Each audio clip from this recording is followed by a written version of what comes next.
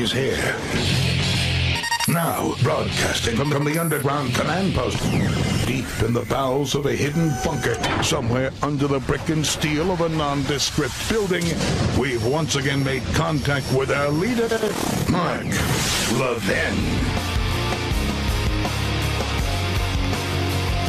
Hello, everybody. Mark Levin here. Our number, 877-381-3811, 877-381-3811. We're going to have a lot of fun tonight. Among other things, mocking Barack Obama. I have a question, though. Here I am minding my own business.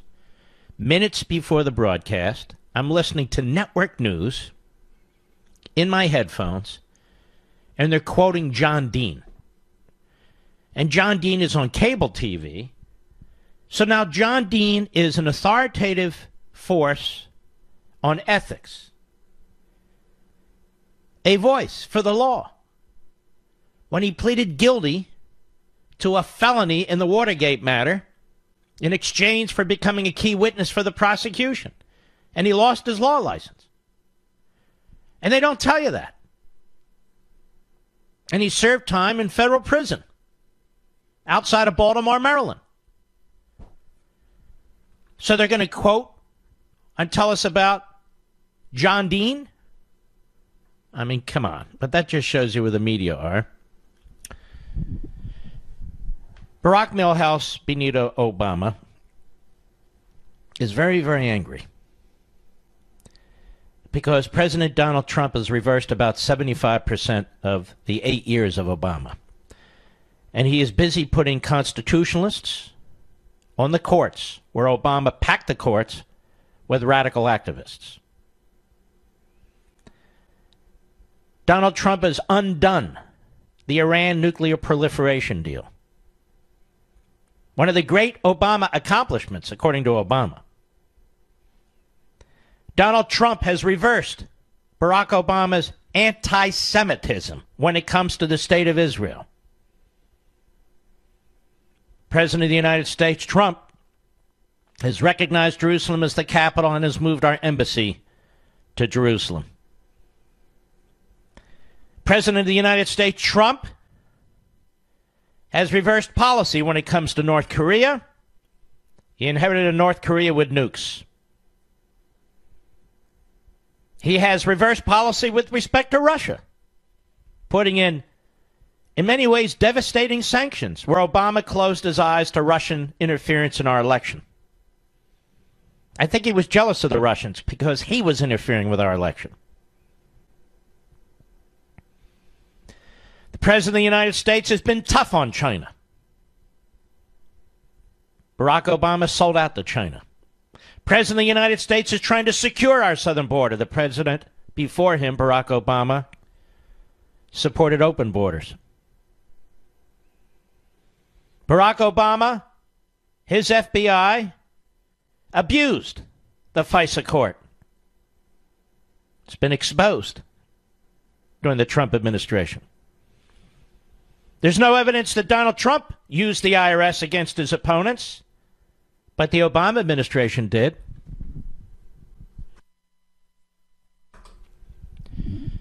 Barack Obama destroyed our health care system, and today he's calling for Medicare for all, like a good socialist. Donald Trump is still trying to eliminate Obamacare. And we could go on, couldn't we? We could go on. Barack Obama created awful racial tensions in this country.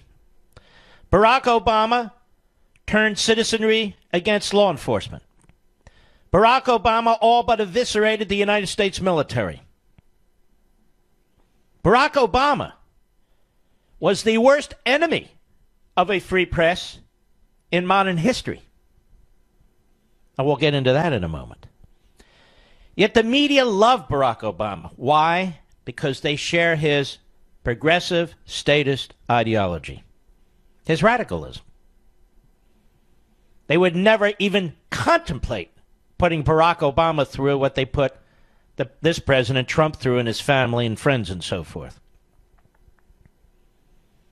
So let's listen to some of Barack Milhouse Benito's propaganda and I will have the joy of replying to some of it. Let's start with cut one, Mr. Producer, at the University of Illinois today. And by the way, given Barack Milhouse Benito's Obama, given his record in losing races in the House of Representatives where he supported candidates, losing races in the U.S. Senate where he supported candidates, losing governorships, losing state Senate slots, losing state assembly slots, I would say that Obama today calling for the Democrats to turn out and protect our democracy is a good sign for the Republicans. Cut one, go. And as a fellow citizen, not as an ex-president, but as a fellow citizen, I'm here to deliver a simple message, and that is that you First, need to do anyone vote. believe this garbage? I'm not here as a former president. I'm here as a simple citizen. Well, a simple citizen wouldn't be treated to the kind of slobbering media attention that Barack Milhouse Benito Obama has received, would he? More like a simple ton. That's right, I said it. Go ahead. As our democracy depends on. Now, some of you may think I'm exaggerating when I say this November's elections are more important than any I can remember in my lifetime. And I know politicians say that all the time. I have been guilty of saying it a few times, particularly when I was on the ballot. That's his lame attempt at self-deprecation. Go ahead. But just a glance at recent headlines should tell you that this moment really is different. The stakes really are higher. The consequences of any of us sitting on the sidelines are more dire. And by the way, I want you to listen to what he's saying and then process it from our perspective. And then you'll agree with it. But not the way he agrees with it. Go ahead. Had big elections before or big choices to make in our history. The fact is, democracy has never been easy, and our founding fathers argued about everything. We waged a civil war. We overcame depression. We've lurched from eras of great progressive change to periods of retrenchment. Now that sentence reveals everything. We've lurched from eras of great progressive change to periods of retrenchment. Great progressive change. I wish there was a way, but there isn't, and I won't, so never fear, for me to convey to you what I wrote in Rediscovering Americanism and the Tyranny of Progressivism. We talk about it all the time, but when you write a book, it's far more detailed, and it is presented in a significantly different way than when you orally explain these things. All I'm saying is, he is saying we need constant, in fact, relentless progressive change. Otherwise, we have periods of retrenchment. The target of progressivism is American history. The target of progressivism is the American Constitution. The target of progressivism are the principles in our Declaration of Independence. The target of progressivism is individualism, is your personal liberty. When it comes to abortion, they talk about a choice, freedom, privacy. When it comes to your liberty, they never talk about any of that. Your actual, everyday liberty. So you see, unless you elect radicals like Obama, radicals like Schumer, the whole long laundry list of you-know-whos, then you're in a period of retrenchment.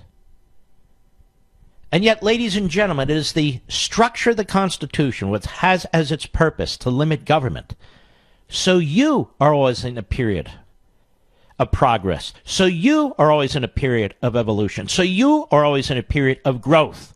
So you can always embrace opportunity. So you, as an individual human being, can advance and grow in a free society. The purpose of the great progressive change is to control you, is to smother you, is to order you. That's the purpose. How do we know? Because they've said so in so many words. Periods of retrenchment. I know of almost no politician who effectively confronts this kind of language. That's what this man is talking about. This is what your media believe in.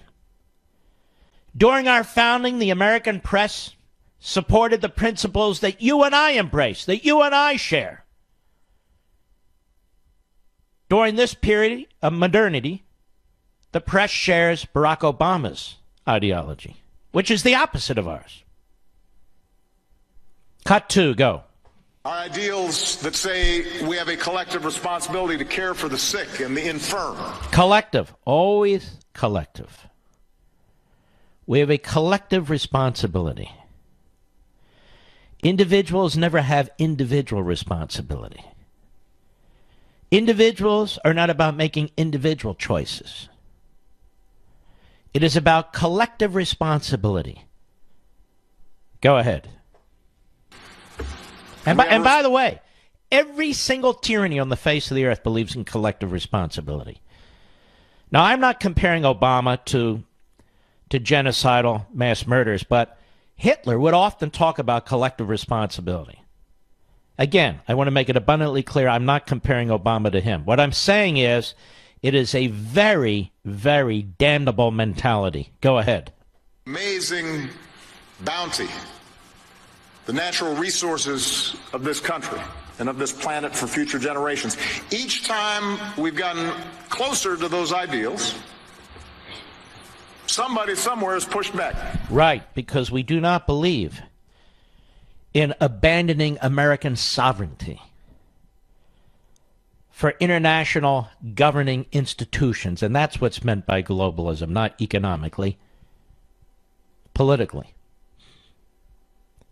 That's why Obama skirted the treaty clause. That's why Obama supported these so-called climate change international arrangements, to impose the will of international leftists on the American people, to go outside the constitutional structure in order to impose on the American people something that they do not will. Go ahead. The status quo pushes back. Sometimes the backlash comes from people who are genuinely... Now listen to that. The status quo pushes back. Some of you read Ameritopia. And I pointed out the status quo, meaning our constitutional system, is always to be attacked, is always to be degraded, is always to be defamed. Just around the corner is utopia. Just around the corner. If you would just surrender more of your wealth, if you would just surrender more of your time, if you would just surrender your personal selfishness, if you would just surrender yourself to this collective responsibility, well, by God, what a magnificent paradise we could create here right on Earth. You know, like Cuba and North Korea. Go ahead. More often it's manufactured by the powerful and the privileged. Who are the powerful and the privileged? It seems to me there's been a revolution in this respect, a big change, a big earthquake. The powerful and the privileged, for the most part, are no longer in the private sector. The powerful and the privileged are in the government sector. The government has more power than any combination of entities in the private sector, period. Because government power comes at the point of laws. Private sector, it's voluntary arrangements. Some good, some bad, some indifferent. It depends who you are and what you think. But the powerful and the privileged are the people in Washington, D.C., the politicians, their staffs, the bureaucrats, the media. They are the powerful. They are the privileged. They drive the future of the country. Lots more. I'll be right back. Mark Levin.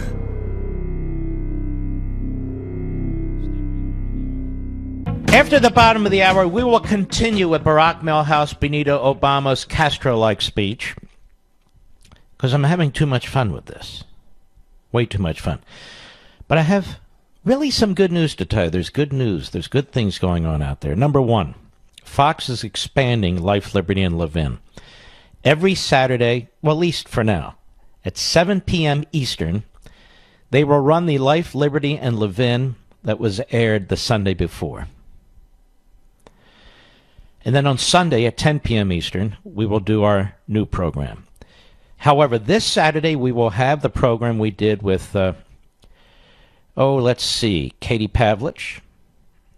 And also on Sunday, and Candace Owens. And on Sunday, we have a brand new show with John Voight.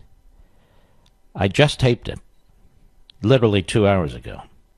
Spectacular. Absolutely spectacular. So if you're watching Sunday Night Football, the Bears in Green Bay, and there's a blowout taking place, just switch over to us or just tape us, because I think you're really going to want to watch this. He was absolutely spectacular. And I want to congratulate Robert Mueller and his 17 left-wing Democrat assistant special counsel prosecutors. And the $20 million that they've spent, they really got a big one today. George Papadopoulos got 14 days in jail, $9,500 fine, and community service. Say what? Oh, yeah. We're told this is what broke open the whole non-existent Russia collusion. Papadopoulos. 14 days, $9,500, and community service. Well done. What a bunch of jackasses. Honest to God, are they wasting our money, wasting our time? So what? They can put together a case for impeachment? That's the job of prosecutors? To put the case together for impeachment? To work hand in glove with Democrats and the media? No, I don't think so. Now when we return, more of Barack Milhouse Obama's, and Benito, Obama's Castro-like speech. The fun continues. Is that a copy of the Constitution you've got?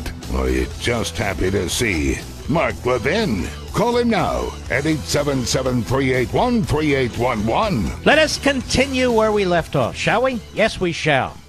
Barack Milhouse Benito Obama at the University of Illinois today with his Castro-like speech. Go. More often it's manufactured by the powerful and the privileged who want to keep us divided and keep us angry and keep us cynical because that helps them maintain the status quo and keep their power and keep their privilege. Now, what the hell is he talking about here? Who's dividing whom? Who's dividing whom in this country? Who is it? Which party is a party of disparate parts that has to be brought together during the course of a campaign through hyperbole and propaganda and demagoguery? It's the Democrat Party. It's a party that was molded by Franklin Roosevelt. Disparate parts. People who always have a chip on their shoulder. People who always believe they're being screwed. People who always believe somebody owes them something. Is that not the heart and soul of the message of the Democrat Party? Is that not what we hear from Benito Obama endlessly? Yes. And Obama, like Saul Alinsky, like Marx, like the rest of them, he takes who he is and what he stands for and twists it, spins it, and projects it on his targets, on his opponents. Go ahead. And you happen to be coming of age during one of those moments. It did not start with Donald Trump. He is a symptom, not the cause. Now, this kind of egomaniacal lecturing is par for the course when it comes to Obama. And look at how disrespectful he is. Trump is a symptom, not a cause, ladies and gentlemen. No, Trump is the president, you jackass, and we voted for him. And the nation elected him president, just as the nation elected you president. That's a fact. He's not a symptom. He's the president. And when he says he's a symptom, not the cause, he's trashing you. You know, those of you who hold tight to your Bibles and your guns. He's the one who started trashing tens of millions of American people, picked up by Hillary Clinton and rephrased as deplorables. It's Barack Obama who has contempt for average men and women in this country who work with their hands. Blue-collar workers, non-union and union. He has contempt for the people who do the back-breaking work in this country. Cut 3, go. And even though your generation is the most diverse in history, with a greater acceptance and celebration of our differences than ever before. We don't celebrate our differences. They're exploited by leftists like you. All these new phrases that pop up. Triggered, safe spaces, snowflakes, white privilege. This is all of the left. Greater acceptance and celebration on our college campuses? Really? In the media? Really? Go ahead. Those are the kinds of conditions that are ripe for exploitation by politicians who have no compunction and no shame about tapping into America's dark history of racial and ethnic and religious division. Now let's stop right there. This was Obama's tool from day one. Obama's tool from day one. America's dark history of racial and ethnic and religious division. We're a country, as Shelby Steele points out time and time and time again, who's gone through slavery, that's gone through segregation.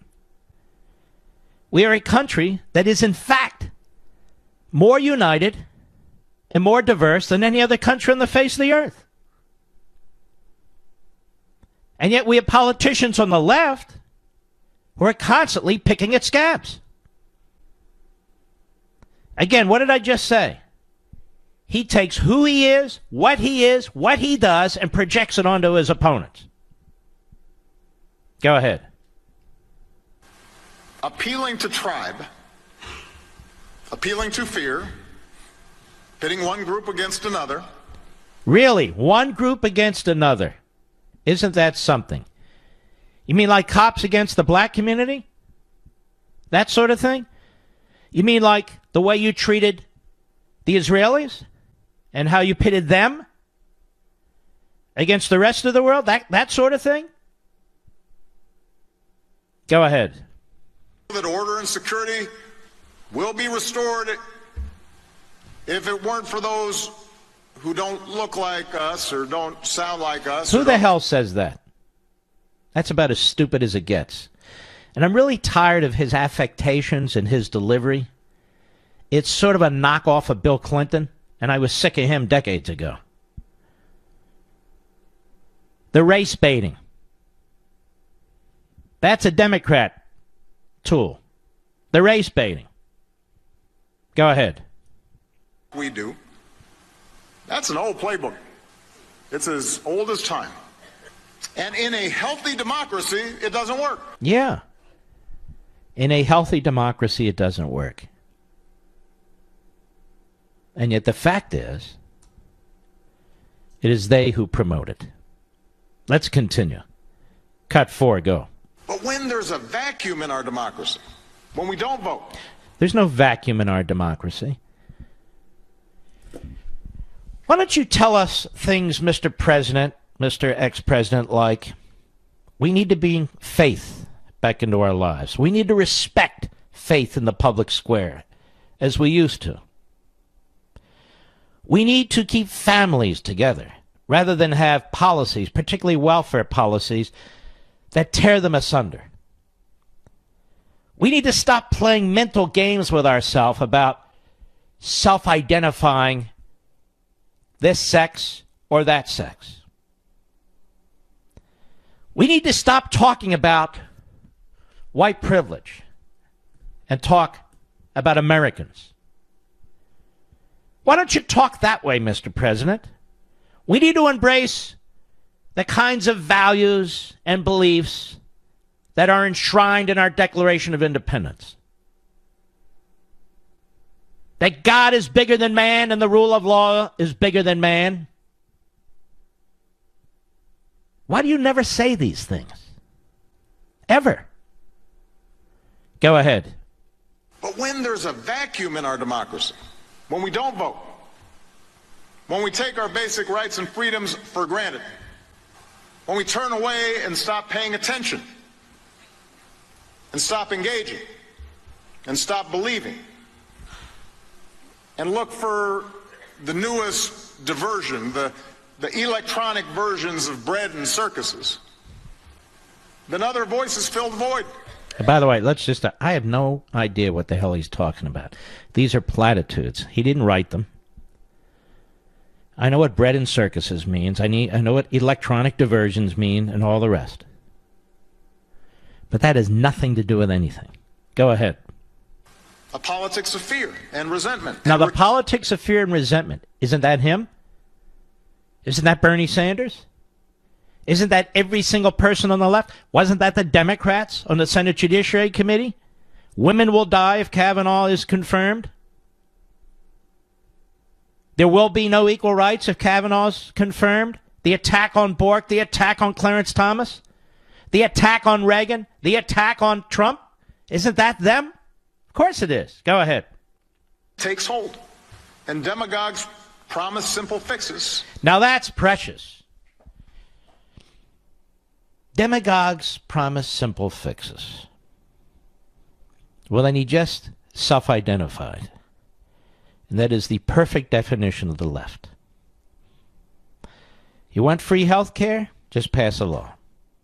Want to get rid of student loans? Just pass a law and eliminate them. On and on and on. It is the simple promise that in so many cases elects the Democrats. Go ahead. Complex problems. No promise to fight for the little guy, even as they cater to the wealthiest and most powerful. Oh, I just thought he told us to stop promoting divisions. Didn't he, Mr. Producer? And yet he can't say, out of one side of his big mouth, he keeps talking about not promoting divisions. It's demagoguery and so forth. Resentment. Resentment. Fear and resentment. In the same sentence, he talks about the little guy catering to the wealthiest and most powerful. Go ahead. No promise to clean up corruption and then plunder away. They start undermining norms that ensure accountability. Start undermining norms. You destroyed the healthcare system. You didn't enforce immigration laws. You packed the courts. You ruled by fiat when it came to DACA. Your administration unleashed the IRS against the Tea Party. Are these the norms you're talking about, Barack Obama? What norms are you talking about? He wants fundamental transformation of America, and yet he talks about the norms. The hypocrisy, the illogic, the utter idiocy of what he has to say is reflected in what almost everyone on the left has to say. They attack the status quo, and then they talk about the norms. They attack the status quo, and then they talk about the norms. Then they talk about fundamental transformation and defend the status quo. Go ahead. And try to change the rules to entrench their power further. And they appeal to racial nationalism. Racial nationalism. Who's appealing to racial nationalism? He can't quite say white supremacy. He can't quite say that. So he talks about racial nationalism. That's going on in South Africa right now, as far as I know. There's no racial nationalism in America. So why, if he's talking about demagoguery and all the rest, why is he demagoguing this issue? Dividing the nation on race, when he just said we shouldn't be doing that. I'll be right back. Mark Levin.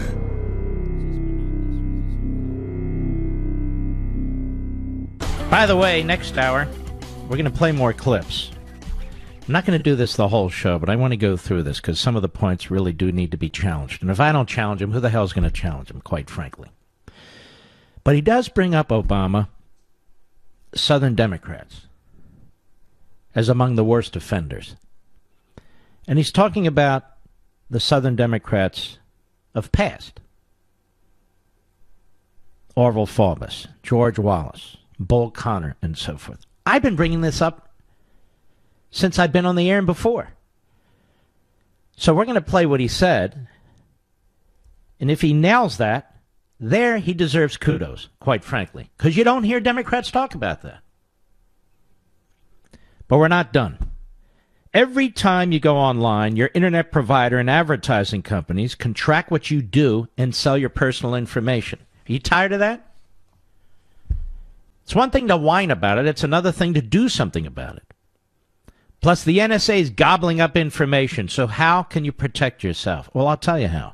Computer experts recommend using a VPN. The software I use is called ExpressVPN. It's the best. It makes super easy for anyone to stay private online. They're rated the #1 VPN service by TechRadar. Now, these days, I don't use the internet without ExpressVPN. ExpressVPN's apps take just minutes to set up, and afterwards run seamlessly in the background of my computer and smartphone. You install the program, then turn on ExpressVPN protection with a single click. It couldn't be easier. ExpressVPN secures and makes anonymous your internet through data encryption and hiding your IPS address. That means nobody can record or access your activity online. Not your IPA address, nothing.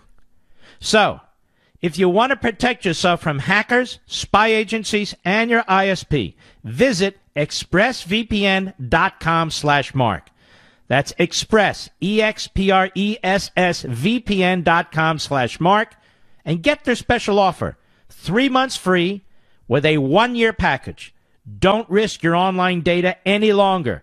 Visit expressvpn.com/Mark today. I'm telling you, that is a great service. All right, we'll jump to that. Let us jump to the clip that I just mentioned that Mr. Producer just found. Go ahead. Now understand, this is not just a matter of Democrats versus Republicans or liberals versus conservatives. At various times in our history, this kind of politics has infected both parties. Southern Democrats were the bigger defenders of slavery. It took a Republican president... All right, hold on. Southern Democrats were the bigger defender of slavery? No.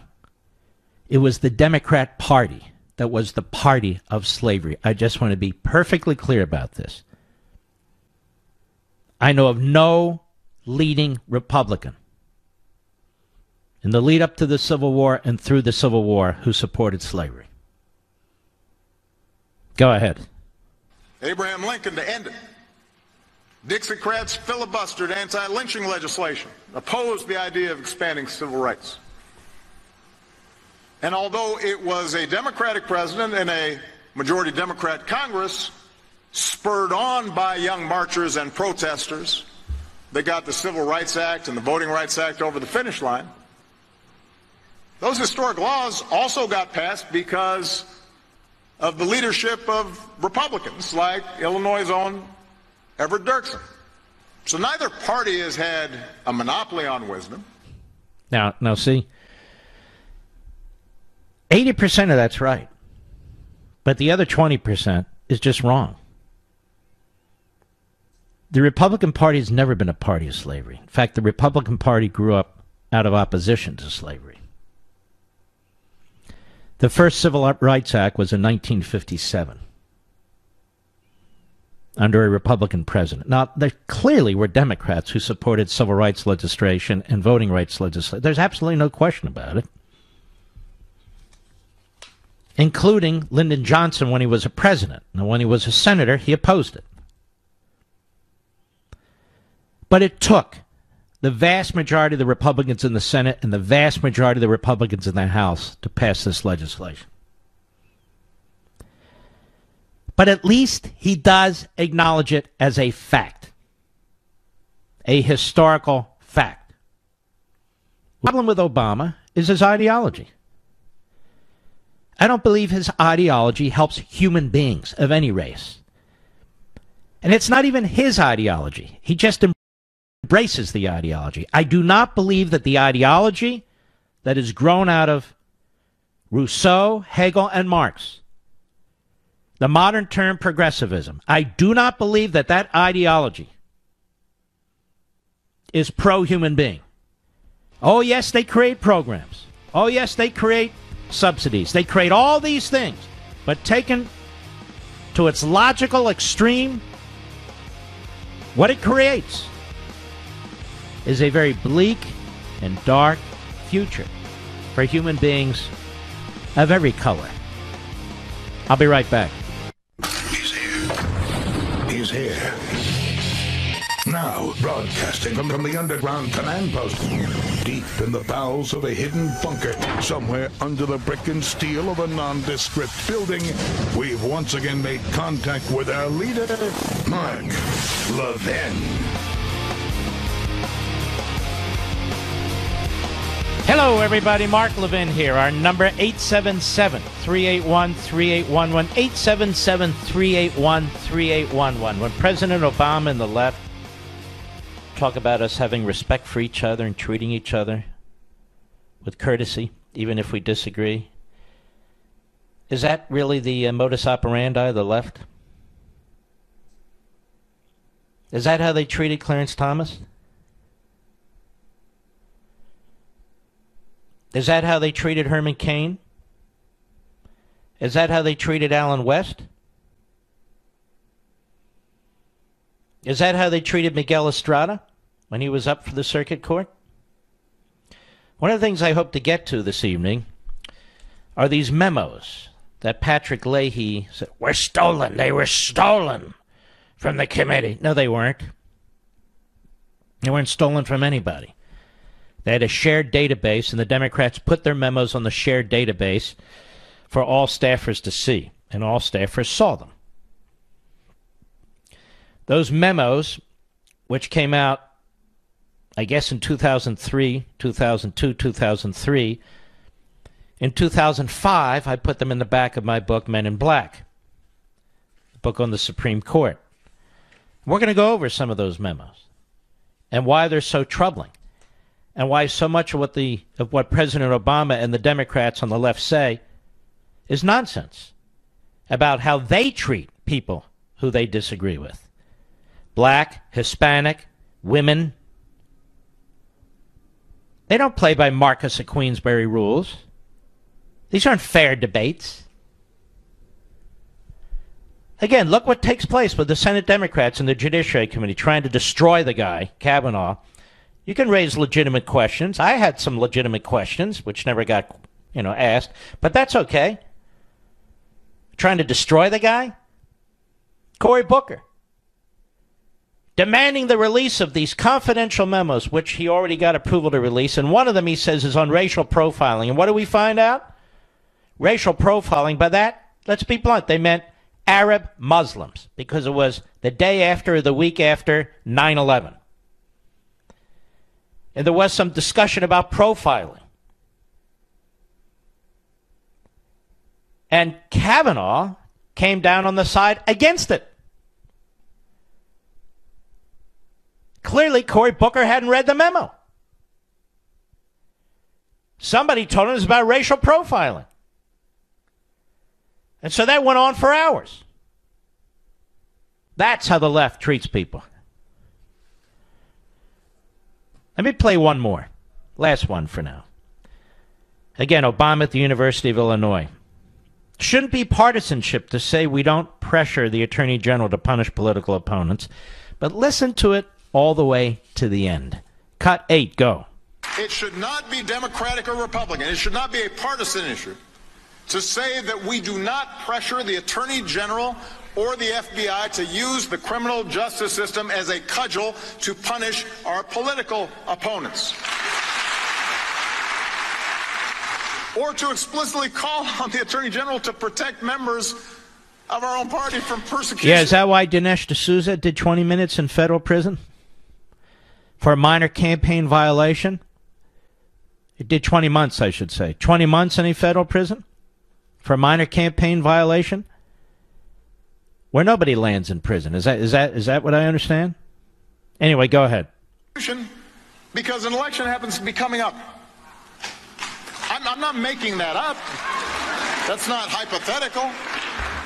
It shouldn't be Democratic or Republican to say that we don't threaten the freedom of the press because they say things or publish stories we don't like.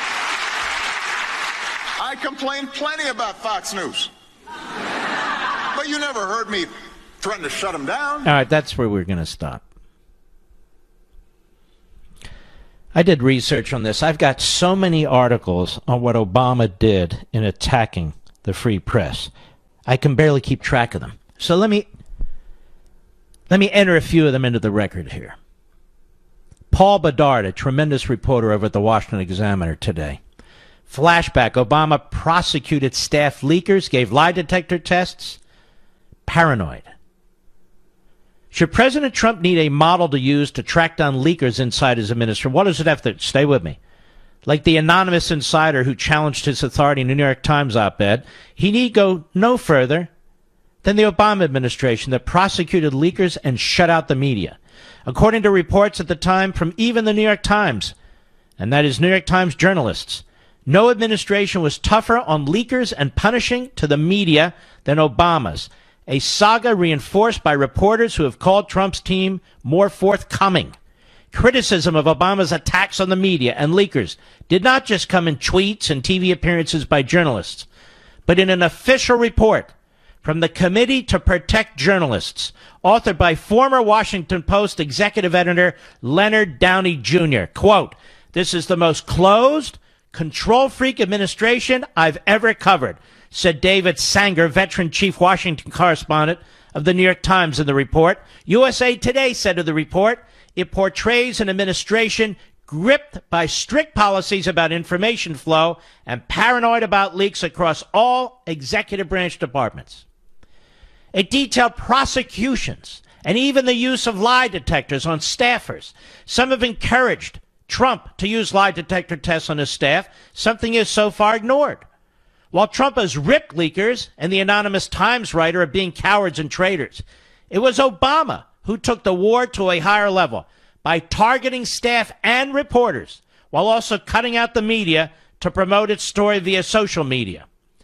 The administration's war on leaks, I quote, and other efforts to control information are the most aggressive I've seen since the Nixon administration when I was one of the editors involved in the Washington Post investigation of Watergate. The 30 experienced Washington journalists at a variety of news organizations whom I've interviewed for this report could not remember any precedent, wrote Downey in the report that was criticized by Obama officials. In fact, the campaign was so aggressive, it even had a name, said the report. Quote, the Insider Threat Program, unquote. Said the 2013 report, again I quote, the Insider Threat Program being implemented through the Obama administration to stop leaks, first detailed by the McClatchy newspaper's Washington Bureau in late June, has already created internal surveillance, heightened a degree of paranoia in the government, and made people conscious of contacts with the public, advocates, and the press, said a prominent transparency advocate, Stephen Aftergood, director of the Government Secrecy Project at the Federation of American Scientists in Washington, which is a hardcore left-wing group. Employees at some 16 intelligence agencies face questions about leaking during lie detector tests. And the new Inspector General for the intelligence community, with jurisdiction over all its agencies, would investigate leak cases that had not produced prosecutions by the Department of Justice to determine what alternative actions should be taken, added the report. Pretty damn aggressive, don't you think? Pretty damn aggressive, but there was more than that. A lot more than that. James Risen, December 30, 2016, a New York Times reporter, wrote an opinion piece. He wrote an opinion piece in the Sunday Review, New York Times. Big deal for the left. Donald Trump decides as president to throw a whistleblower in jail for trying to talk to a reporter or gets the FBI to spy on a journalist. He will have one man to thank for bequeathing him such expansive power. Barack Obama. This is the left. Mr. Trump made his animus toward the news media clear during the presidential campaign, and it goes on. Criticism of Obama's stance on press freedom, government transparency, and secrecy is hotly disputed by the White House, but many journalism groups say the record is clear. Over the past 8 years, meaning Obama, the administration has prosecuted 9 cases involving whistleblowers and leakers, compared with only 3 by all previous administrations combined. It has repeatedly used the Espionage Act, a relic of World War I era red baiting, he writes, not to prosecute spies, but to go after government officials who talk to journalists. Under Obama, the Justice Department and FBI have spied on reporters by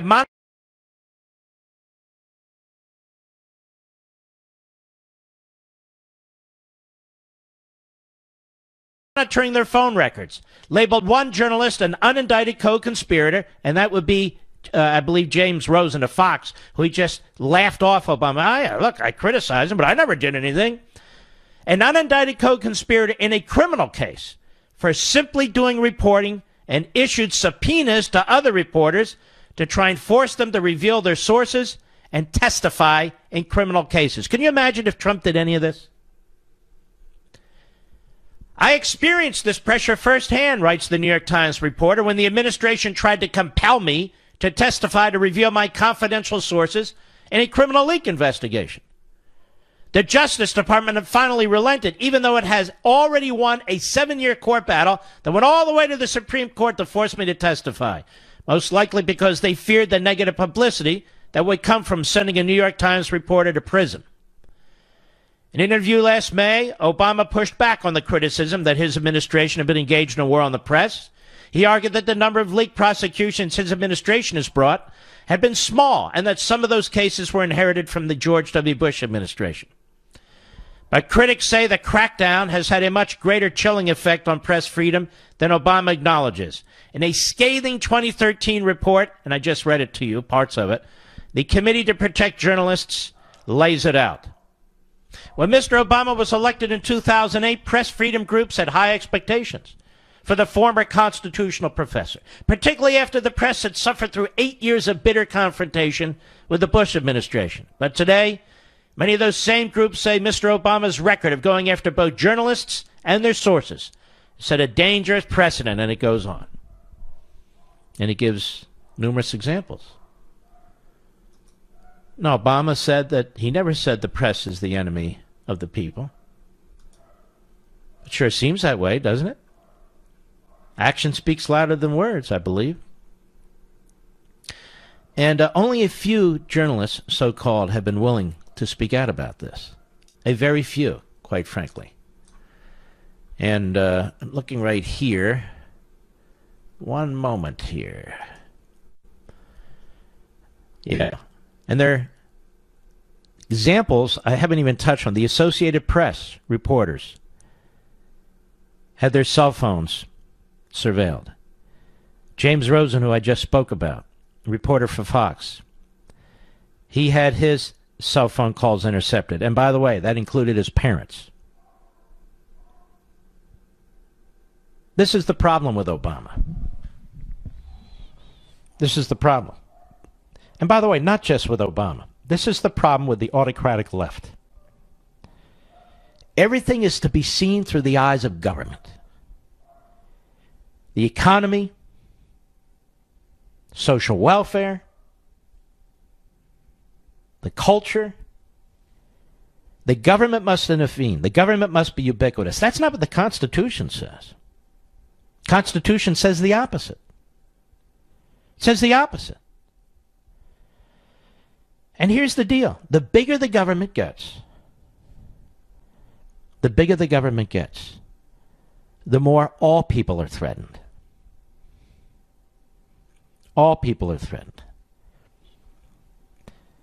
I have a number of you who listen to this program regularly. Got a buddy out there by the name of Stephen. I want to recommend that he read my book, Ameritopia, at least the first 2 chapters. Read the first 2 chapters. I'll be right back. Mark Levin.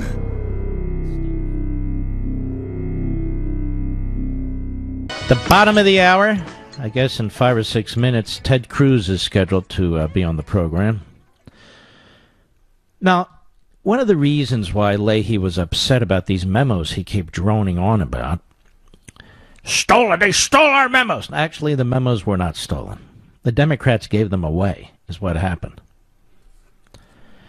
And I look at the back of Men in Black, my first book, and you have a memo dated January 30, 2013, members meeting with leader Daschle. Now, throughout these memos, you'll see that they meet with all these left-wing groups, and these left-wing groups are actually dictating tactics, meetings, hearings to the left-wing senators, including Leahy. And one of them, or several of them, they're focused on Miguel Estrada. Miguel Estrada, who I believe his heritage is Honduran, but don't take that to the bank. In any event, he is a Latino. And their great fear is that Estrada will get on the circuit court in Washington, D.C. and be primed to move to the United States Supreme Court. And they did not want the Republicans to be the first to appoint a Latino to the United States Supreme Court, especially this one, who's a constitutionalist, a seasoned litigator, even though a young man. All in attendance agreed to attempt to filibuster the nomination of Miguel Estrada if they have the votes to defeat cloture.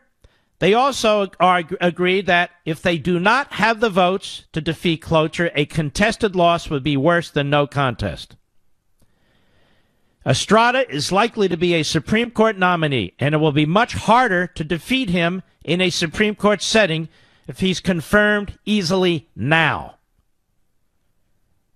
I wonder what Barack Obama thinks about this.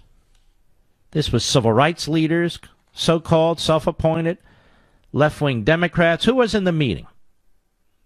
Leader Daschle, Tom Daschle, leader of the Democrats, and Assistant Leader Harry Reid. Who else? Leahy, Durbin, John Edwards, Ted Kennedy, Dianne Feinstein, Chuck Schumer. All of them in the meeting to try and figure out how to block this Latino from getting on the circuit court, because then he would be poised or positioned to go to the Supreme Court. Had to block him.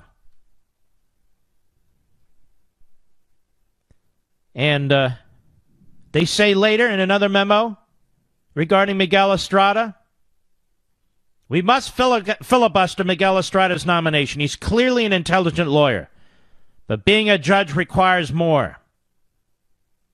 And later on, if we allow them to place a stealth right-wing zealot on this court, we've only ourselves to blame. Although a few Hispanic groups support Estrada, we have the support of many of the largest, oldest Hispanic organizations. The D.C. Circuit's far too important. And they go on, we can't repeat the mistake we made with Clarence Thomas. What mistake did they make with Clarence Thomas? Because he was an African American, a constitutional originalist. And you see, this is the sick irony of the left.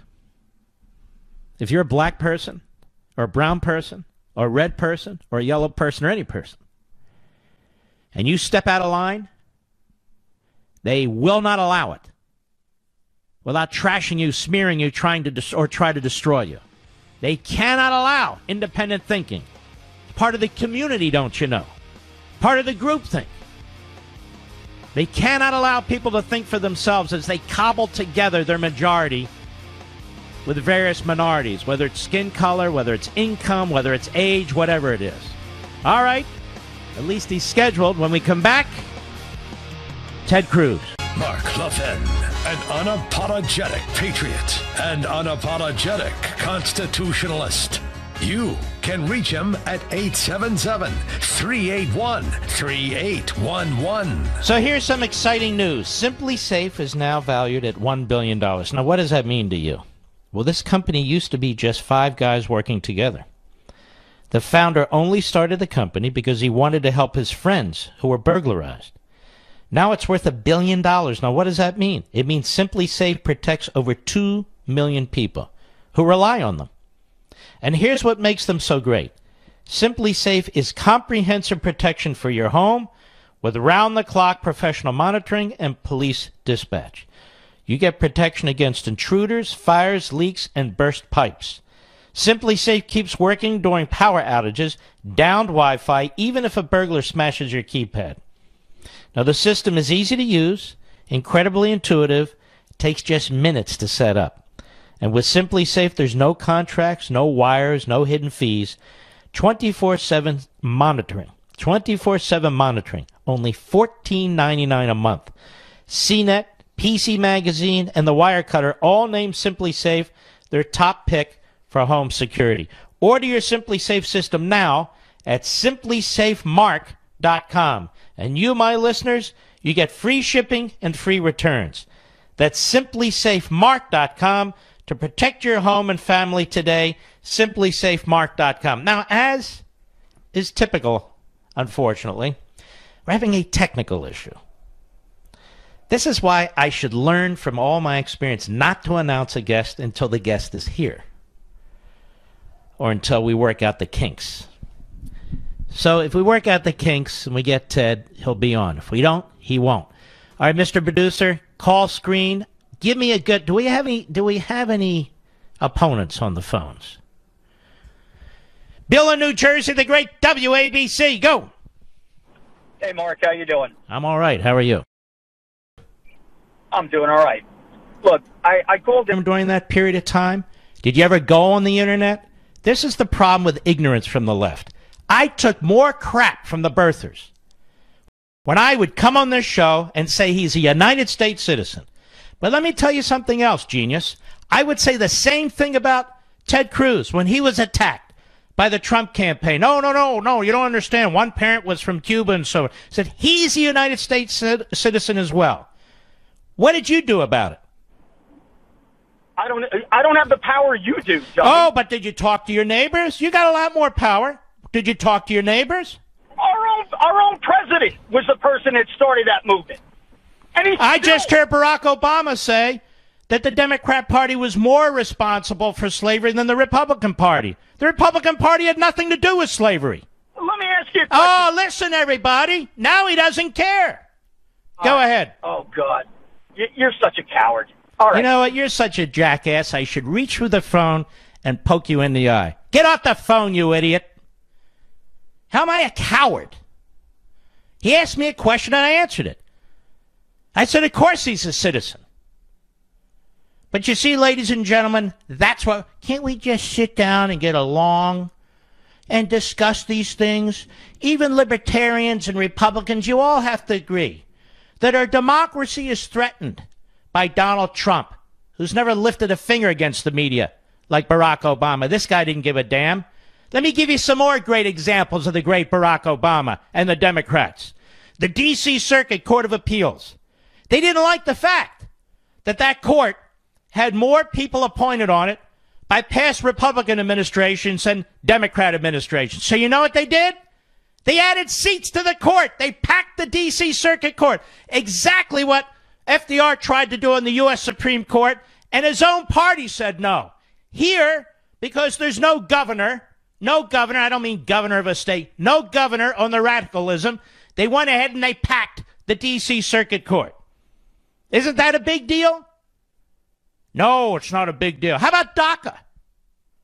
Where the President of the United States out of one side of his mouth a year earlier says, I don't have power like this. I'm not the king. I'm not the dictator. I can't just make immigration laws. And then he makes an immigration law. Did Trump do that? No, but you don't understand. He was a birther. None of these guys are perfect. None of them are perfect. But some are more imperfect than others. Nothing Donald Trump has done from a policy position has negatively affected the vast majority of the people in this country. What has he done? Tax cuts. Oh, tax cuts for the rich, even though they're not for the rich. Hey, stop dividing us based on tribal instincts. Well, they just did. Rich, poor. trying to enforce the immigration laws. Not do anything extraordinary, trying to actually enforce the immigration laws. Obama supported sanctuary cities. And we could go on and on and on. We could go on and on and on, but I won't. All right, give me somebody else. XM Satellite, Mike in Georgia. Go ahead. All right. Hey, brother. I'm a huge fan, number one. Thank you. So where I'm coming from, I'm a prior Ranger instructor with the 4th Ranger Training Battalion. Hold on. Slow down there. You're what? Sorry about that. Prior Ranger instructor with the 4th Ranger Training Battalion. Wow, you're a tough guy. No, it's an honor. Thank you. Well, thank you. One of the things I want to talk about, leadership. Obama talks all the time about, Trump doesn't have leadership. He's not a good leader. One of the first things that we teach our Ranger students is you got to be humble. You got to be able to say when you're wrong. You got to be able to say what your weaknesses are. That is one thing that Obama absolutely could not do at any time during his presidency. Mm-hmm. Very true. And I want to thank you for your service, sir. I appreciate it. Let's see. Brett, Lebanon, Tennessee, XM Satellite. Go. Hey, thanks, Mark. Great job. Go ahead, Brett. Down as always. Yeah, I wanted to... Are we still on the air, Mr. Producer? I'm right here. Are you there, Brett? I can't hear Brett. Let's try somebody else. Joe, Long Island, New York. Go ahead, Joe. Yeah, hey, Mark. I can't hear Joe either. Am I having headphone problems now again? Tell you what, we're going to take an early break. We'll let everybody know, the affiliates down the line, and we'll be right back. Mark Levin.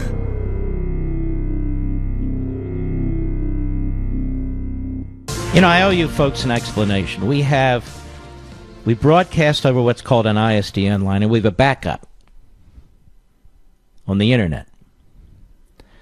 And what's been happening is the ISDN line has been dropping out. Now, we can't fix the ISDN line. Cumulus Westwood One can't fix it. We rely on our provider, and I don't know if it's AT&T or Verizon. But this has been going on for a week now. That's twice it's happened. So somebody better get off their ass, either at AT&T and Verizon, to get this fixed. I really don't know what the problem is. So we're broadcasting on our backup line, which is on the internet. And so when you have a storm coming through like we do around the bunker, it can knock you out. But I want to welcome Ted Cruz to the program. Senator, how are you, sir? Mark, I'm doing terrific, and let me be the first to say I'll do everything I can to fix your phone line. Well, you'll be about as effective as I am, I think. I'm told if you hold up a coat hanger and some tinfoil that it gets better reception. Yeah, I try that. I started broadcasting that way, Senator Cruz, first of all, I watched... By the way, your younger listeners have no idea what we're talking about. No, of course not. That's okay. They've never actually seen a television antenna. Senator, I watched these hearings on Brett Kavanaugh, and I've seen some horrible hearings. This is like a low. You have a United States senator violating, or at least trying to violate, the Senate rules and the committee rules, demanding that he be held in some form of be held responsible for it because he's running for president. Yep. Have you seen this before? I haven't. It is political theater, and in many ways you can view it as sort of the ultimate extension of Robert Bork's hearing 30 years ago. But now we've gotten to the point where the nomination is every Democratic member of the committee had announced they were voting no on Brett Kavanaugh before the hearing started. So there was no mystery, no surprise.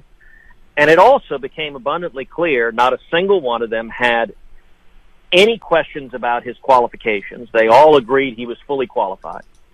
And most of them had no substantive critique of his actual decade-plus service as a federal appellate judge. Instead, they spent their time attacking Donald Trump, which they devoted a lot of time to, and also, it was remarkable to see the Senate Democrats apparently coordinating with protesters who one after the other would scream and yell and disrupt the proceedings. We had 70 people arrested the first day of the hearing. Mm-hmm.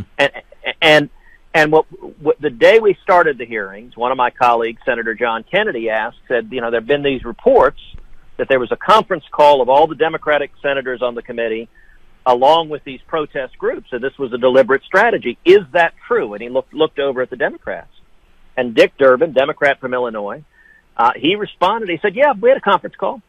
And he didn't dispute for a moment that this was all just play acting, where I think they recognize, rightly, they don't have the votes to defeat Brett Kavanaugh. Brett Kavanaugh is going to be confirmed. And so because their base is so angry, so filled with rage, that I guess they thought it would impress them to have lots of people screaming and yelling and disrupting, and that ultimately, I guess it reached its final culmination in Cory Booker's "I am Spartacus" moment. Which he's not, but that actually didn't end well for Spartacus last time I checked. Now, Senator, let me ask you this question. I mean, have we now reached a point, because as you watch these hearings, that if a nominee doesn't agree to the entire policy and political agenda of the left, then they are therefore unqualified to serve on the Supreme Court? I think I was hearing that. In many ways, this is the result of what we've seen over the last 50 years, which is as the court has gotten more and more politicized, as the justices have said, we're going to resolve every public policy issue in the land. Well, if Supreme Court justices behave like politicians, we shouldn't be surprised to see the political process treating them like politicians. That's a lot of what's playing out, where for the Democrats, they don't really care whether Brett Kavanaugh is qualified or not. They don't care that he's one of the most respected federal appellate judges. They wouldn't care if he was drawing with crayons on manila paper. What they care is will he swear on a blood oath to vote the right way in the important flashpoint issues. And it's because for modern Democrats, the Supreme Court is the super legislature. They can't win at the ballot box. The American people don't agree with their substantive policy positions. So instead, the left wants 5 unelected lawyers in robes to decree victories. And so they view these nominations as essentially all-out war. Now, Senator Cruz, a lot is being said about your campaign in Texas. Now, my audience wants to lend a hand. My audience wants you reelected. My audience wants you back in the United States Senate. As a matter of fact, when you launched your primary challenge originally, leading to the United States Senate, it was launched right here when it came to radio. And we get inquiries about this. What can you tell us about the race, and what can you tell us about the people in Texas and the people all over the country? What can they do? Well, the race in Texas, we've got a real fight. It is already the most expensive Senate race in the country. And my opponent, Congressman Beto O'Rourke, is running hard left, like Bernie Sanders. He wants higher taxes, higher regulations, socialized medicine. He says he's open to abolishing ICE. He has the most anti-Israel record of any Democratic Senate nominee in the country.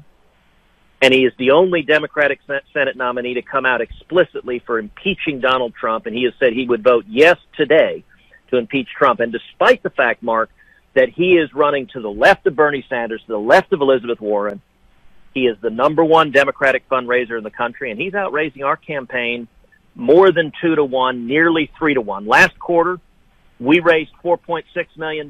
He raised in the same quarter $10.4 million. So we are getting outspent dramatically. Now, I still believe we're going to win, but we've got a fight where we're facing what's going to be tens of millions of dollars of money flooding in from liberals all over the country, and they are up on TV. We are not. They have yard signs everywhere because they've spent $4 million in yard signs that we don't have. And so we've got to fight. And in Texas, the good news is in Texas, there are a lot more conservatives than liberals. What we have to do is turn conservatives out. So you asked, what can your listeners do? There are 3 things we need, which are votes, money, and message. On votes, anyone in Texas, make sure you come out and vote. Bring your friends, bring your family, bring your loved ones. If you have friends in Texas, pick up the phone, send them an email, send them a text, make sure they vote. On the money front, we're getting massively outraised as Hollywood liberals and liberals all over the country. If Democrats could defeat one Republican in the country on the ballot in 2018, it would be me, and they are flooding this race with cash. So what I would urge everyone, go to our website. It's tedcruz.org, tedcruz.org, tedcruz.org. Make a contribution. If you're in Texas, go to tedcruz.org and order a yard sign, put a yard sign out front. And then the third is message. Speak out. Use our voice to speak out for why freedom matters, why we should end sanctuary cities, why we need to secure the border, why we should confirm strong constitutionalists for the court. This is a battle, and there is a country with a starker difference between the two candidates in this Senate race in Texas. TedCruz.org is where I'm hoping millions of you will go and make a donation. So a lot of money is pouring into Texas from outside of Texas, and I guess you're getting a lot of PAC money being spent by these various left-wing groups. Is that correct as well? Well, for example, J Street PAC, which, as you know, is virulently anti-Israel, is bundling money for Beto O'Rourke. They've raised over $185,000 for it. And look, I'll give an example. You and I both care passionately about Israel and America's friendship and alliance.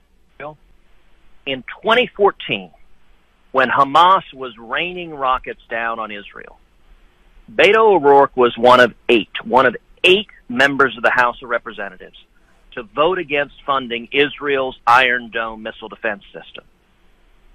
Virtually every Republican in Congress voted yes. Virtually every Democrat voted yes. Nancy Pelosi voted yes. Maxine Waters voted yes. But Beto O'Rourke voted no. And that is why you're seeing the hard left money rushing in. We're seeing right now, he and I are having a big dispute right now over protesting, NFL players protesting. Beto O'Rourke is all in with Colin Kaepernick. He's all in with NFL protesters. He was asked at a town hall by a veteran. A man stood up and said, listen, I'm a veteran. My family has a lot of veterans. We're offended when we see wealthy NFL players dropping to their knees, refusing to stand, protesting during the flag. Do you think it's disrespectful? And Beto O'Rourke responded, no, he didn't think it's disrespectful.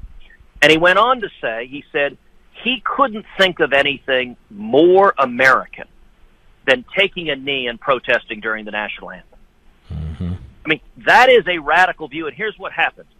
That video went viral. Hollywood liberals loved it. Ellen DeGeneres retweeted it. Kevin Bacon retweeted it. They went crazy over it in Hollywood. And so actually he was on the Ellen show this week just being praised. Well, the better news is you're on the Mark Levin show, and we're going to talk to the audience now, and we're going to give you a helping hand, Ted.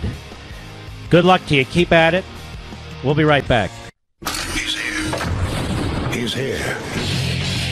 Now, broadcasting from the underground command post, deep in the bowels of a hidden bunker, somewhere under the brick and steel of a nondescript building, we've once again made contact with our leader, Mark Levin. Hello, everybody. Mark Levin here. Our number, 877-381-3811, 877-381-3811. Beto O'Rourke. That is your name. Beto O'Rourke. If you'd like to come on this program, I will give you equal time, 10 minutes, to discuss the issues, to debate the issues. In fact, we'd like you to come on the program. Beto O'Rourke. Now, again, Ted Cruz is being swamped by out-of-state money, by zillionaires who are concerned about the poor, obviously, particularly in Hollywood and other locations. And you heard him. He needs your support. So it will be a very sad day if on election night the Democrats take the seat in Texas from a conservative who, by the way, is considered, if not the number one supporter of Israel, certainly up there with a few others. But in the Senate, I'd say he's number one. And you know what's ironic about that? He's a bigger supporter of Israel than most of the Jews in the Senate. That's right, I said it. And let me tell you something else. Beto O'Rourke, one of 8 who voted against the Iron Dome so Israel could defend itself against Hezbollah and Hamas and Iran. Think about that. One of 8. Even Maxine Waters votes for it. Now, what's that all about? I'll tell you what that's all about. And I've been talking about it. I'm the only one who has the guts to talk about it, that jerk in New Jersey, driving up and down the New Jersey Turnpike. Liberal kook. The fact of the matter is, the Democrat Party is not only off the rails in most other areas, but there's now debates within the Democrat Party whether they should support our ally Israel or Fatah, which is a terrorist organization. And the fact of the matter is, Bernie Sanders is anti-Israel. The vast majority of the leftists are anti-Israel. As many of them are anti-America's founding principles. They overlap, you know. They overlap. Beto O'Rourke is one of them, one of the 8. This group, J Street, go ahead and Google it, J Street. It is fronted by a bunch of leftists who are, in my humble opinion, just my opinion, self-hating Jews. And they're out there to give cover to the haters, to the Beto O'Rourkes. Why would they pour a lot of money in and support Beto O'Rourke when Beto O'Rourke opposes even supporting the Iron Dome? Why would they do that? Because that's what they do. That's who they are. Now, in his long Castro-like speech today, Obama never mentioned this issue, did he? He used religion generically. He talked about religion in such a way as you thought he was talking about Trump, trashing Trump and his dealing with immigration and Muslims and so forth. But he never has taken any responsibility for his interference in the election of Benjamin Netanyahu in Israel. If it's a crime for the Russians to interfere in our election, why isn't it a crime for Obama to interfere in the Israeli election? Trying to topple a friendly government. And what kind of a Jewish organization, such as it is, supports a man in Barack Obama and supports a candidate in this guy Beto, who gave $150 billion through their actions, money from all over the world, $150 billion to this terrorist regime in Iran. To this terrorist regime in Iran. The Democrat Party is looking more and more like the Labour Party in Britain, headed by this guy Corbyn, who's a Jew hater. He's out of the closet. He is what he is. Now, the vast majority of you listening to this program, you're not Jewish. But you know what I mean. The vast majority of people listening to this program are Christian. I mean, obviously, some atheists, some agnostics, some this, some that. That's good. We have a very diverse audience. But my point is, what's right is right, and what's wrong is wrong. And the fact is, you have a candidate running in Texas who holds the positions he holds, who is a hater in my view, and he winds up on the Ellen Show, and he's the talk of Hollywood, and he's all over Hollywood and TV, and the Democrats are rushing in to support him. What does that tell you? What does that tell you about the Democrat Party? It tells you a lot.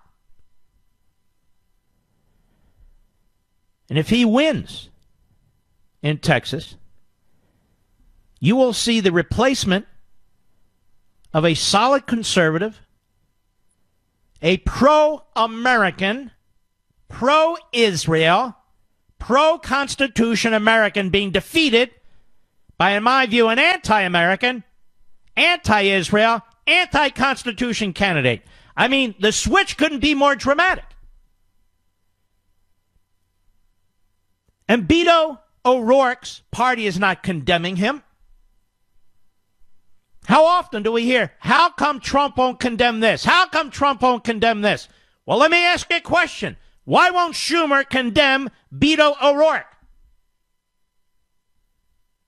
Why won't the Jews that are in high office, in the House and the Senate or in governorships, condemn Beto O'Rourke? In fact, forget about the Jews. Why don't all the liberals condemn Beto O'Rourke? Because he obviously has, in my opinion, a problem, an issue.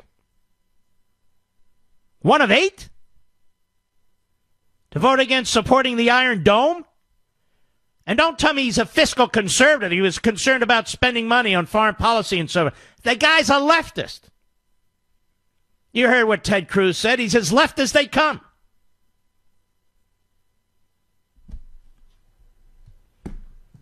Ellen DeGeneres had him on the show. She wants him to win. Really? Does she have issues too? Michael Moore wants him to... Does he have issues too? How come Hollywood never has to answer for the candidates that these various actors and actresses and entertainers support? How come they don't have to answer for it? This guy, Beto O'Rourke, he's not your mainstream Democrat. He's not even your typical liberal Democrat. He's a radical. He's a radical.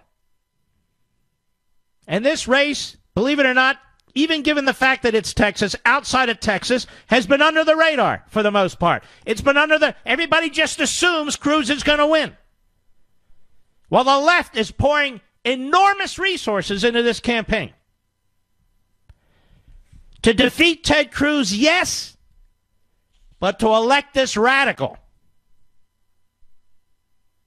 Did you hear Barack Milhouse Benito Obama in his Castro-like speech distance himself from Beto O'Rourke? No.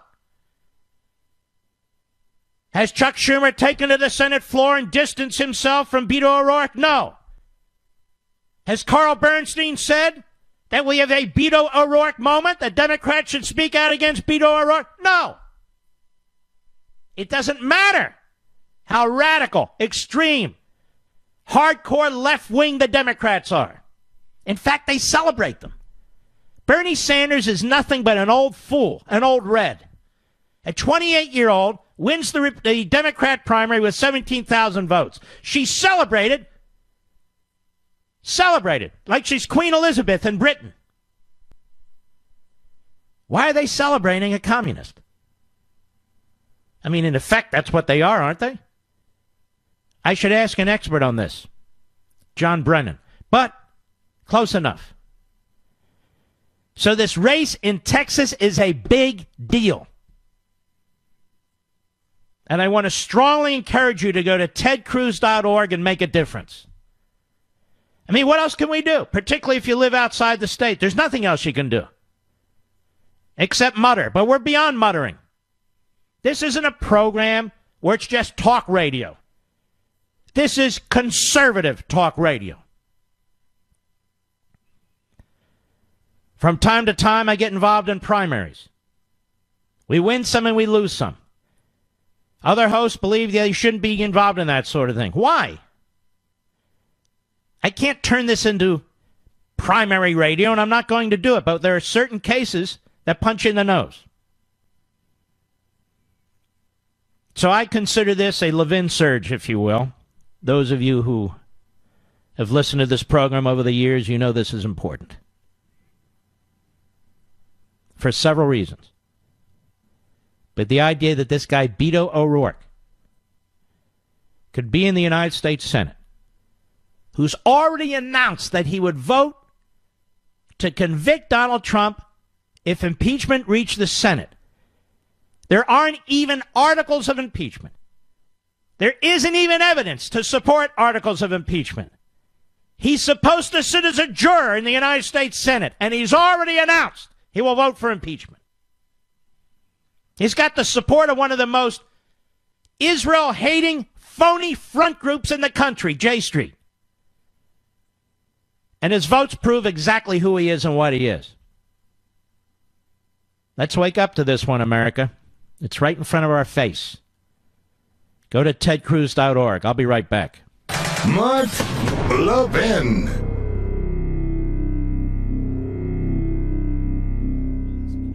I mentioned to you folks that on Sunday, 10 p.m. Eastern, on Life, Liberty, Levin on Fox, my special guest is John Voight. And I just tell you the truth, we did the interview a couple hours ago today. And we talked about his friend, Burt Reynolds, and it was very, very touching. Very, very touching. And the entire interview, I mean, when I finished and the crew was there and the staff was there, and our jaws hit the ground. Absolutely exceptional. On so many fronts. On so many fronts. And he's not afraid of voicing his opinion in any respect. And he was very excited about being on the program. We're getting a lot of requests now for people to come on the program, but I'm very, judicious in who I choose. Remember the thinking behind this program. It's a long-form, 1-hour interview program.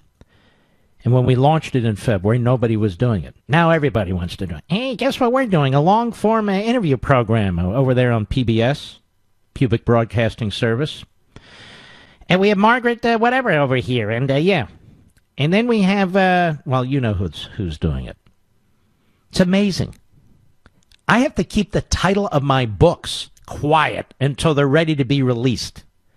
I have to keep the subject of my books quiet till they're ready to be released. There's certain things I can't even post on my social sites because there's so many mental midgets in this business who just grab up the stuff because they don't think independently. I don't even look at their stuff. I don't even think about their stuff. Why would I follow anybody else? I know. I'm just giving you a little insight into this quote-unquote business and how things work.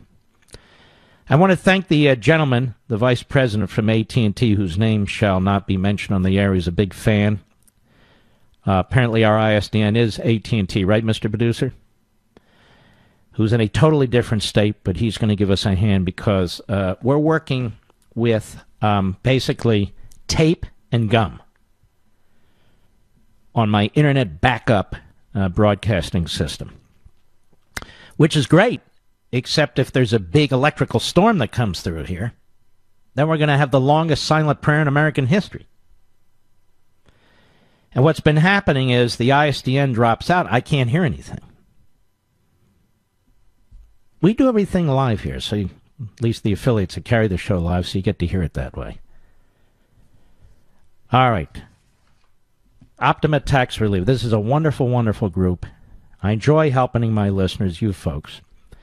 Like Nathaniel, who owed the IRS tens of thousands in back taxes. He told the IRS he didn't have the money to pay, but it didn't matter. They put a lien on his home anyway. Nathaniel heard how much I respect Optima Tax Relief, so he engaged them. Optima got the IRS to designate Nathaniel's case as CNC status, currently not collectible. It's a big win because it basically says, no use pursuing our client. There's nothing to be gained here. Now, keep something in mind. The IRS claims that money's owed, but there can be a dispute. Optima kept fighting on Nathaniel's behalf until the IRS agreed to a deal that saved him thousands and resolved his tax debt for good.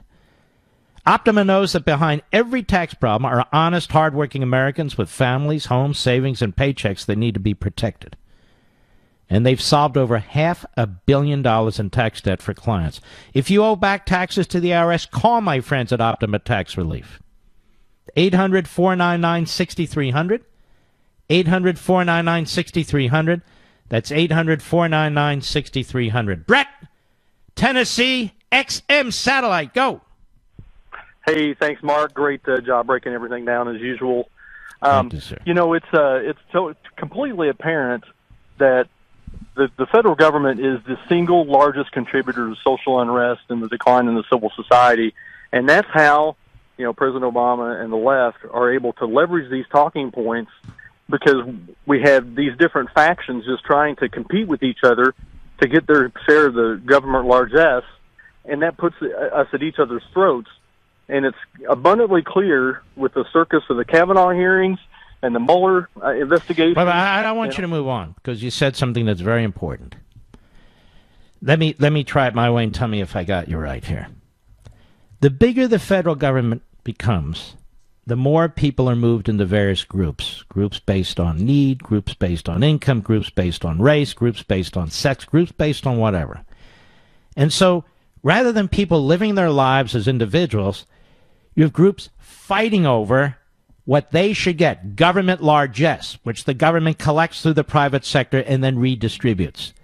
So the more centralized the government gets, the more the government is involved in so many things, the more the people are actually divided. Is that your point, sir? That is absolutely correct, and Washington, D.C. is incapable of solving these structural issues. The only way that this is going to be solved peacefully is through an Article 5 Convention of States process. Which we strongly support. Absolutely. And I happen to think you're right, because look at what's going on in this country. Sure, right? It's horrible. I mean, we get along with each other just fine in our daily lives until it comes to competing for the piece of the government pie, and then we're just totally balkanized. And it's just, I really think that there's a big threat to our republic right now, and the only way that this is going to be corrected is through grassroots action. Yeah. You're right on, Brett. God bless you, my friend. We'll be right back. Where the Reagan Coalition meets every day. Call now, 877-381-3811. You know, I cannot stress enough that you must protect yourself from thugs who steal personal information. Email addresses, social security numbers, medical cards, passwords, and retailers are being compromised every single day. So look, you can't stay vulnerable. It's why I switched to My ID Care, the absolute best in the business. My ID Care covers you for the 9 types of identity theft, providing best-in-class service. With Tri-Bureau credit monitoring and dark web monitoring, it's the kind of comprehensive protection you need right now. And then you can sign up at myidcare.com/mark, promo code mark. myidcare.com/mark, promo code mark. Now, My ID Care has taken care of Fortune 500 companies for years, but just recently made their protection available to consumers. I switched in a heartbeat because their protection is stellar. And Tom Kelly, the CEO, is a genius at personal ID protection. Plans start for less than $10 a month, and only My ID Care offers a money-back recovery guarantee. Now, I don't worry about identity theft anymore, neither should you. And you, my listeners, you can get 15% off at myidcare.com/mark, promo code mark. Learn more, and then let My ID Care take care of you. This is an essential service. myidcare.com/mark, promo code mark. myidcare.com/mark, promo code mark. You know, we keep the foot on the gas pedal around here, but we do like to have fun. And there's some very interesting people out there. And most of you know my friend John Highbush. He's the executive director of the Reagan Library and Foundation, which is a fantastic place to visit if you haven't gone there, or if you have, you know what I'm talking about. It's quite an operation. It takes quite a skilled gentleman like John to run it. And he's writing a series, if you will, of these thriller novels, and he is among the top thriller novelists in the country. Can you believe that? A conservative, a Reaganite. And his most recent book that we talked about some time ago is The Second Coming. And it's received all kinds of accolades. And I wanted us to have a little bit of fun here, you know, lower the temperature a little bit. John Highbush, how are you, sir? I am just great. Nice to be with you, Mark. Thanks. So I'm blushing, so thank you. Well, my friend, may I ask you a question, though? Yeah. And I don't know your answer, so this may be putting you on the spot. Sure. Will you still allow my listeners, if they order your book through the Reagan Library, will you still allow them, or will you still sign them for them? Absolutely. In fact, Mark, my hand's a little tired from signing books when you were last so kind to have me on the show. There was so many people, Mark, in fact, that went on our website, reaganlibrary.com/store, to buy that. It almost broke our system, and I'm afraid maybe a lot of people that wanted to buy the book couldn't get through. So this time I've made sure that our systems are running well, and so anybody who wants to pick it up, they can do it. And I want to just throw a little something out there, Mark, and it's really important for me to do this, but anyone that buys this book, The Second Coming, as a result of you and me talking here, I'm going to take every single dime I earn from those book orders, and I'm going to turn around and buy a book, in fact, a lot of books, by your dad, Jack Levin. No, you don't need to do that. Mark, No. I'm going to do it every dime. I really mean it, and I want to put it towards No. buying that book. I don't want you doing it. No, I love you, John. John and I are like brothers. I love you. I don't want you to do that. I'd rather you keep it or give it to the Reagan Library. Deal? That's a deal, but I just... All right. Well, let's. I want to talk about this. It's important. Yeah. So first of all, let's get the process clear here, folks. If you go to ReaganLibrary.com/store, you can still get a signed copy from John Highbush. Now, as an author of 7 New York Times bestsellers, I can tell you that people really cherish the signed copies. And when you can get a first edition signed copy from an author, particularly, quite frankly, a fiction writer of John's quality and so forth, and all you have to do is go to the website and do it. I want to strongly encourage you to do it. I know it's mid-September, well, almost, and the holidays are coming. This is the time to plan to get something like this and to have it ready so you can have it for the holidays or birthdays or just have it. So go to ReaganLibrary.com/store. And I have a goal here. You know what it is, John? To shut down your system. I love to do that sort of thing. Let's shut down his system. Go to ReaganLibrary.com/store.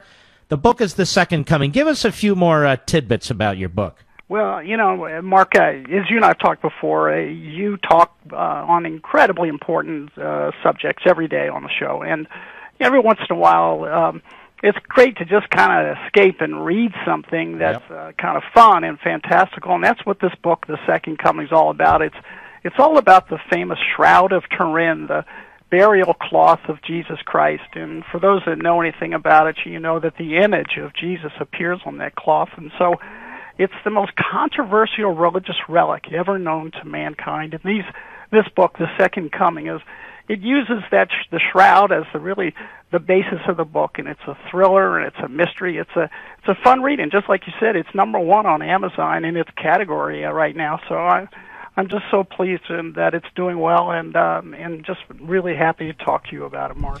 So people get a feel for this. Your publisher says, when a fallen angel is mistakenly resurrected from the blood of an evil watcher taken from the Shroud of Turin, the fiend's first gift to the world is an unstoppable plague. And it goes from there. Where do you get these ideas from? I don't know. Healthy imagination, Mark, I guess. But yeah, you know, in this day and age, you can clone anything from a cat to a dog to a horse. And when we're getting, probably in our lifetimes, we're going to be at the point where people can clone a human being somewhere, somehow, some way. And this book is about, well, what would happen if you tried to clone the Savior based off of a little speck of DNA found on some blood from the Shroud of Turin. So it's kind of part fiction, but also part fact, and quite a story. And it builds on your first book, correct? It does. The first book was called The Shroud Conspiracy, and so it's the prequel. If you really want to get into the series and enjoy it, you know, you'd read the first book, The Shroud Conspiracy, first, and then you'd read The Second Coming. The two tied together really well, and they're like good bookends. And I've had a few offers. People want to make this into a movie, so I hope that happens someday.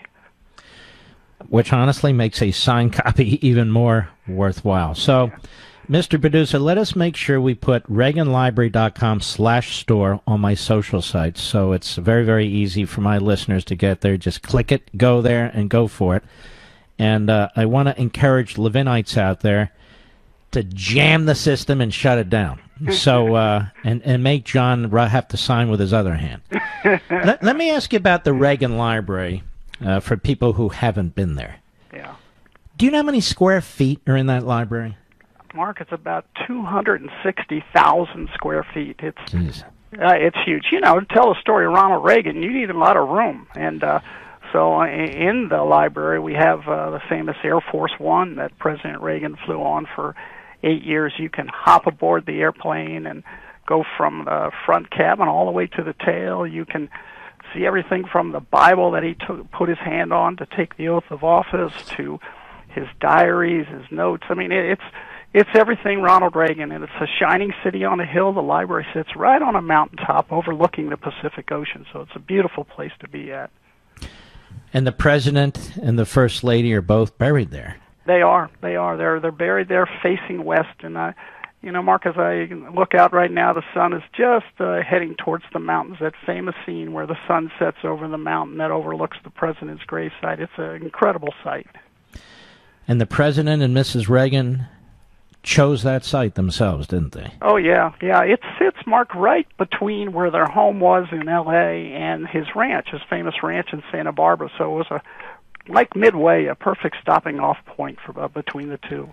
Now, it's quite an operation. How many people are employees, full-time or part-time, there off the top of your head? We've got about 50 full-time employees and then 400 volunteers. These are just terrific people, docents. They volunteer their time and come up and work, 4 hours a week to 40 hours a week. And they can show you around. We can provide guided tours. And, it's just, you could spend a whole day up here, Mark. That's how long it takes to really do it well. John, when I do my books, and when I do a book sign, I only pick 3-4 places, 5 tops. And I always ask the Reagan Library, and you're always so generous and courteous to allow us to come there. It is by far my favorite location. You make a whole day of it. Even your cafeteria is absolutely terrific there. And if people go to the Reagan Library, you'll actually see a portrait of the president that was painted by my father that is right outside. It's outside what? The assembly room? What do you call that? Yeah, it's the Reagan Auditorium, Mark. And as you go into the auditorium and in the lobby there, just to your right, there's this great portrait done by Jack Levin, your dad, that is President Reagan in cowboy gear, with a cowboy hat. And it's just a real piece of memorabilia. It's hung there for years, and it'll hang there as long as I work here, I'll tell you that. Well, you're a generous man. Ladies and gentlemen, I'm not suggesting you get this book because John and I are buddies. I'm suggesting to you that it is a great thriller. It's receiving lots and lots of accolades, and for a good reason. I want to encourage you again. Go to ReaganLibrary.com/store. ReaganLibrary.com/store. If you want your signed copy, you can go to Amazon.com. You can go to Barnes & Noble. You can go anywhere, actually, and get it. But get the signed first edition. I'm telling you as an author, that's what you want to do. Yeah. John, God bless you, my friend. I appreciate it, as always. You're taking out a little bit of time out of your busy schedule. Oh, thanks so much, Mark. Give my best to Julie and the whole family. I will, and same there, my friend. Very, very decent human being. Folks, today I'm here to talk about Congress. No, not about the upcoming elections, though those are obviously crucially important. No, I want to talk about Hillsdale's groundbreaking new online course, Congress, how it used to work and why it doesn't. And that title there sums up why you need to take this course. Can you imagine you have a college that's offering you a free course, a college that believes in our founding principles? I mean, this is the rare exception, and they're offering all of this to you gratis. Hillsdale College teaches better than anyone anywhere the Constitution and how our government is supposed to work. And in this course, you'll learn exactly what Congress should be doing and what it shouldn't, how it got to the state it's in today, and how we can start to restore a more constitutional Congress. The course is free to you, my listeners, and when you pre-register, you'll reserve your place for when it launches on Constitution Day, which isn't long from now. Excuse me. What's more, with this course, Hillsdale has created an entirely new online course experience that actually has to be experienced to be believed. Go to levinforhillsdale.com right now to register. It's free. Don't delay. Reserve your spot today at levinforhillsdale.com. That's Levin for Hillsdale.com. Mark Levin.